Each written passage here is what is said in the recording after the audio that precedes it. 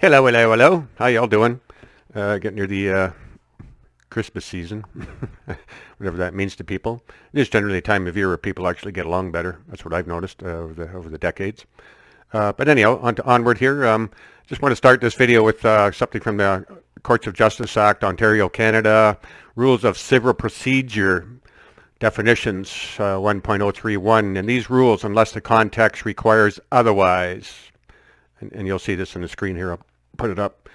Disability, were used in respect of a person, means that the person is a minor, mentally incapable within the meaning of Section 6 or 45 of the Substitute Decisions Act 1992 in respect of an issue in the proceeding, whether the person has a guardian or not, or an absentee within the meaning of the Absentees Act. That's Ontario legislation. So now we look over here to Section 6 of the Substitute Decisions Act, incapacity to manage property. Remember, persons are fictional beings. Persons don't exist. Every single solitary person out there is with a disability. They are incapable of doing anything. So let's have a look here. Incapacity to manage property. Persons can't manage property, right? You can, but persons can't. Come on. A person is incapable of managing property if the person is not able to understand information that is relevant to the making a decision in the management of his or her property, or is not able to appreciate the reasonable foreseeable consequences of a decision or a lack of a decision. Remember, you think for, speak for, and act for the person. The person cannot think or do anything. So they are 100% with disability. This is their rules. This is how they see it. This is the language, just showing you. Remember, wise as a serpent, harmless as a dove. And Section 45 of the Substitute Decisions Act is person is incapable of personal care if the person is not able to understand information that is relevant to making a decision concerning his or her own health care, nutrition, shelter, clothing, hygiene, or safety, or is not able to appreciate the reasonable foreseeable consequences of a decision or a lack of a decision. Not so much applicable, but my point here is that all persons have a disability, and I'm showing you right here where it's codified in their rules of civil procedure. This is all the rules for the courts here in Ontario, Courts of Justice Act, under the Courts of Justice Act. So you see there, again, persons are fictional beings. Persons are incapable of doing anything. So we refer to them as an incapable of person. This is why you're the attorney for or representing the person. There has to be a man or woman to think for, speak for, and act for the person, period. No ifs, ands, buts, or maybes about that. There's no other way. Okay, now I'm going to go on to the main part of this video. I just wanted to show that disability thing there, the person with respect to the persons there, so people have a, see, I'm not making this stuff up. So what I'm going to talk about now is information from the Uniform Securitization Scheme document found at our blog, www.restorethekingdomofgod.blogspot.com. Go there and click on the must read button that has Uniform Securitization Scheme, and that's where I'm reading from here. I'm reading only part of it, not the entirety of it. So this is understanding the birth certificate scam from the ground up. This is all reclaiming your securities here, understanding that part of it. So you were born and the foundation security was created. The security is known as, we're talking about here, is a certificate of live birth or the statement of live birth or statement of birth. You know, the document filled out by the mom and dad to register the birth, the event. So I'm going to read from the Uniform Securitization Scheme. It may seem technical, but sit back and read it for yourself again and again.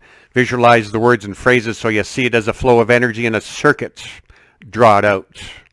Starts with you, a source of energy being born. Do they not refer to people as human resources? And who's benefiting from that? So part 6, legalization of your public estate. Your estate here on earth consists of your inheritance from the Creator, your body, the air you breathe, your possessions, the fruits of your labor. However, as with your name, churches, money, law, and courts of record, United States, Inc., and most if not all other governments around the world, intends to create a fictional mirror counterpart image of your estate in the public venue. This process is known as legalization. Depositing your presumed security future pledge into a public account for the creation of securities legalizes your labor into a public estate. The estate. A vast account which holds the pledge of your future labor, an IOU, to act as surety for your portion of the public debt. Every time your straw man is charged, the government is seeking to tap into your estate to pay the assessment. And remember, the straw man is the SSN or SIN entity. The estate's represented by the certificate of live birth. So we got two things here, state, SSN. And the pledge in this case is represented by the birth registration, the original certificate of live birth / statement of live birth. That is the foundation security mentioned in our video, Intro to Trusts, Estates, and Securities. The one in trust that we take control of via Reclaim Your Securities process. Your estate is merely a trust which has been designated as insurance to underwrite public debt. Part 7, Certification. The Registrar of Births certifies the deposit of the pledge by issuing a certificate of live birth or certificate of birth, so-called long form, which identifies the child, the parents, the date of birth, and the date of certification or registration, as the case may be. This one act legalizes the pledge by converting the presumption of pledged labor into a security. Certification is the same process used by banks to launder your credit card application into an asset to be sold to investors. Part 8, Redeposit. Follow the flow here, see it. The Secretary of the Treasury is notified of the pledge, presumably by the transmission of a certified copy of the pledge certificate or electronic record of the county deposit, thereby beginning the uniform securitization scam. They create an account, make a general deposit, certificate the asset, issue derivative securities as if they are tax-exempt originals. Remember, the only securities that are tax-exempt originals are ours. All of theirs are secondary issues leveraged against ours, but they're treating that theirs are the non-taxable original issues, which if you've been going through our information, you should know well by now that they are not that your securities are original issue and they are tax exempt. Gone through all of that. It's also part of our Reclaim Your Securities information. The Secretary delegates open an account identified by the previously assigned birth certificate number, registration number, file number, for the sole purpose of leveraging issuing securities against your estate. Remember, the surety. The infant's pledge represented by the certificate of live birth is deposited, again, generally, providing the funds against which future securities will be issued. This is how the corporation taps into the estate to underwrite every security that it issues, every indictment, citation, bill, bond, charging instrument, complaint, summons, arrest warrant, promissory note, assessment, and mortgage. Part 8, Creation of a Trust. As with any conveyance of property, the deposit of the pledge creates a trust in which the recipient has a trustee obligation to process the instrument. This is a so-called birth certificate trust. It is not the result of some bureaucrat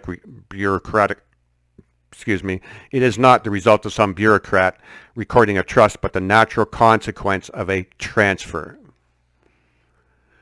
Reissue of, I forgot to put the number for this one, reissue of secondary securities, the birth bond.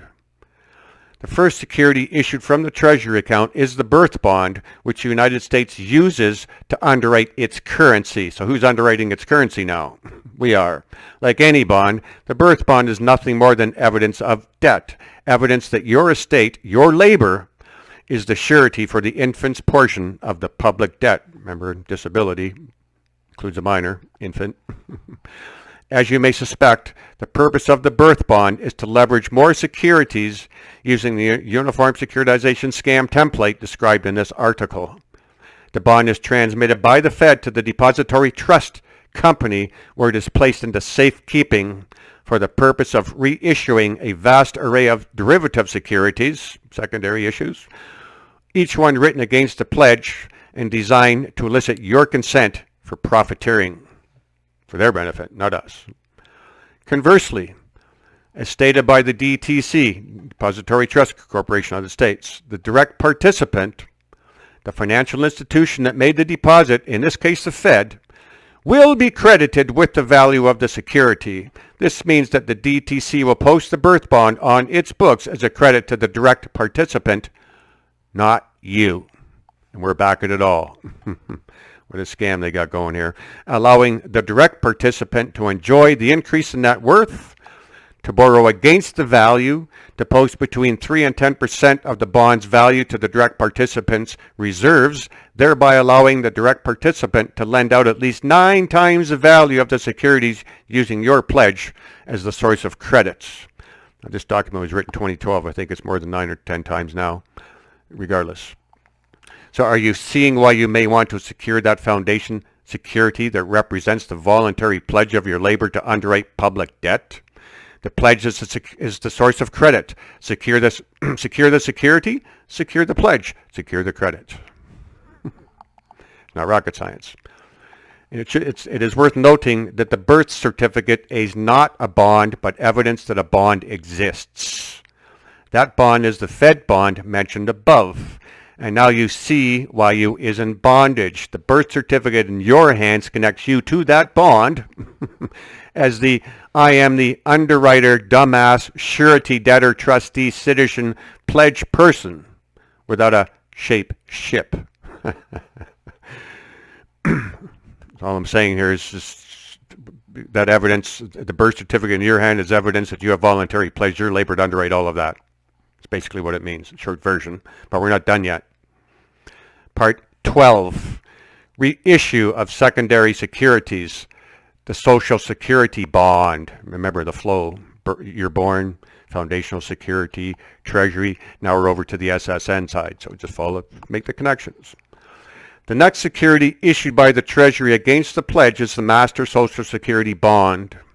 The purpose of the bond is to create a trust upon redeposit, which will be used as a vessel to transmit public debt, entice the estate, your estate, to act publicly as surety for your portion of the public debt, and transmit funds to the English Crown.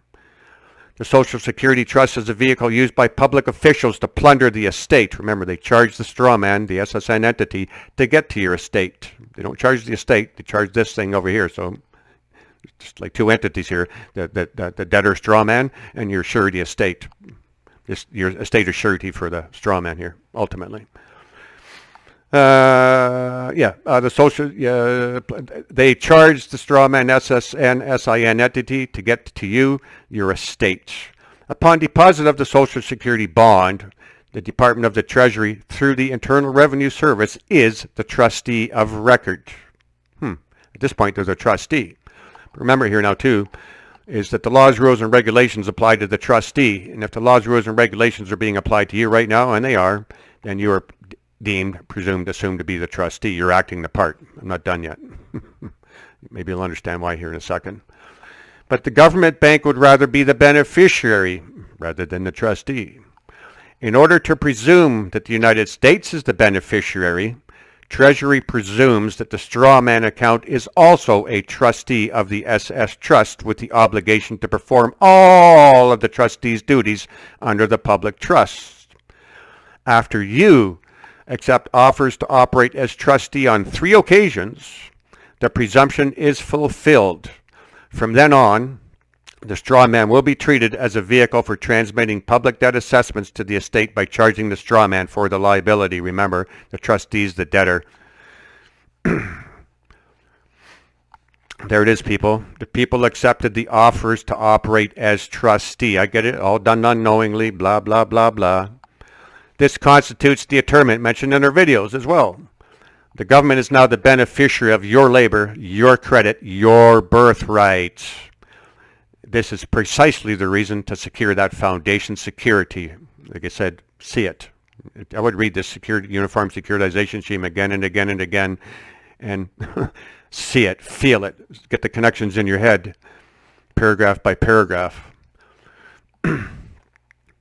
Anyhow, just I could put this on pause here for a second and see I got my thoughts in order here. Thanks. So anyhow, hopefully you see and understand the significance of securing, taking control of that foundation security, because everything else that happens is on top of that. Whoever controls this, get it? Controls that, because this is underwriting all of that. This is the source of credit to all of that. You know, when I say this represents you. You're you, and remember, you're not in the public, but this document represents that estate, the surety. And of course, you're behind that. It's just that you're not there. You are, but you're not. And one last thing here for the people doing the notice of liability. And, you know, I understand that the principle behind that and all of that sort of stuff, but how are you going to get enforcement? Let's say that somebody breaches or, you know, enters into the agreement with you, they, with respect to the notice of liability, and you know, they owe you $500 million or $500,000 or $100,000, whatever it is in your notice of liability. How are you going to collect on that? How are you going to enforce that? Go knock on the door and say, I'm here for my dough? It's just like I said in the previous video. Get out of here. Get off my property. Screw off. So obviously you're going to have to get back to court. The only place you're going to get enforcement is in the court. So now you got to go in the court, but the court can't see a man. So that's where the significance of the understanding of the person. Do I go in as the attorney for the person? Do I take the witness stand to deal with it there? Get it out, you know, that the court doesn't have jurisdiction over a man. This is the whole point of my tricks, traps, and deceptions video and understanding the person thing. It's applicable, but I can't tell you exactly when it's applicable because every circumstance is different, and only you would know. So, but it's important to the overall understanding here. And one last thing I got to put here, and I couldn't believe this. I was chatting back and forth with a girl on the emails the other day, earlier in the week. She's being trained by someone, I think out of California, don't quote me. And I guess there's a bunch of people on this, and what they're learning is how to file UCC-1 financing statements. And they are being taught that the UCC-1 financing statement is the lien, which is totally... It's BS. That's wrong. The security agreement is the lien. That's the lien. You go into a bank, they always have you sign a security agreement, right? Without that security agreement, the bank cannot register a lien on the car, the house, the TV, the furniture, because there's no justification. So the security agreement is the lien. The UCC-1 filing takes the knowledge of that existence of a security agreement, and there better be a security agreement, or you got nothing. You got no standing. You got nothing to secure. Nothing secured at all. So it's just letting the public know that there's a security interest here, and it's evidenced somewhere by a security agreement. And this is why I say you better have a security agreement. So anyone that's being taught to file UCC-1 filings without a security agreement, and this girl, they never talked about a security agreement, and UCC Article 9 was never mentioned, which I'm going, what? Clearly, whoever's doing the teaching here has no clue what they're talking about. And anybody that's putting any kind of dependency on that and thinking that I just got to file a UCC-1 and put verbiage on that and I'm good to go, no security agreement, you're setting yourself up for a potential fall. And what that fall could look like could get very ugly. I know people in jail thinking they had proper security and they didn't. Not making this up. So the security agreement is the lien. The UCC-1 just basically giving knowledge to the public that there is an interest that's secured by way of a security agreement. You don't actually register the security agreement into the system. You keep it in a safe or something or other. Anyhow, I think that's it. I'll just pause here for a sec, take a sip of my coffee, and make sure I got everything I wanted to say here. Thanks. Just one other little teeny thing here I just thought I'd touch on, and that is there's no God in the courts. Not our maker God, not that God. You can't go into their pagan courts and convert them. Ain't gonna happen. You can't get them to recognize God or his laws or his judgments. The truth of the matter is, democracies are Satan's realm, the realm of the deceiver, deception, anti-God, anti-Christ. Not get them judges to administer the judgments of God. It isn't gonna happen. The courts that exist are for persons, period. And again, every person being a fictional being is under a disability, incapable to think for, act for, or speak for themselves. They lack capacity to do anything at all. And then some people wonder how the courts just take jurisdiction over, walk all over you. Well, if you're a person. On that note, I believe I'm done. I'm going to push the stop here. But yeah, so thanks for listening, putting up with me. Love you. God bless. Keep smiling, and do remember, the light of God never fails. It is not possible. No amount of darkness will ever extinguish the light. God bless. Love you. One more thing I should put in here with respect to the person thing. Reclaiming your securities, of course, as you should know by now, we use a proxy. And the proxy represents, man, woman, and the public, because again, man, woman can't go into court, blah, blah, and protect their secured interest. You can't do it that way. So that's what your proxy is. It's a secure party. So it's a secure party that's going to stand up to defend these things. It's a secure party, the proxy that can go into the courts and you know, protect security interests.